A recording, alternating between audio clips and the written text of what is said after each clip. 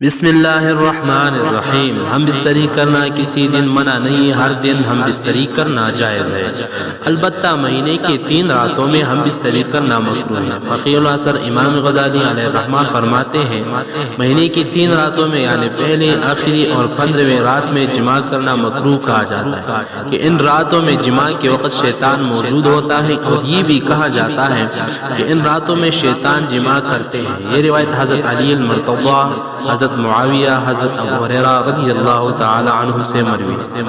Note یہ بات یاد رکھے، یہاں مہینے سے اسلامی مہینہ مراد ہے۔ بعض علماء جمعۃ المبارک کے رات اور دن میں جماع کو اچھا سمجھتے ہیں، اور یہ سرکار دو عالم صلی اللہ علیہ وسلم کے ارشاد گرامی کے ایک مفہوم کے اعتبار سے ہے کہ آپ نے فرمایا رحم اللہ من غسل واغتسل، اللہ تعالیٰ اس شخص پر رحم فرمائے جو جمعۃ المبارک کے دن غسل کرے و غسل کرائے۔ اس حدیث کا ایک مفہوم یہ ہے کہ بیوی سے جماع کرے، اس طرح یہ عمل عورت کے غسل کا باعث بن جائے۔ اگر ویڈیو پسند آئی ہو تو چینل کو سبسکرائب کریں۔ شکریہ۔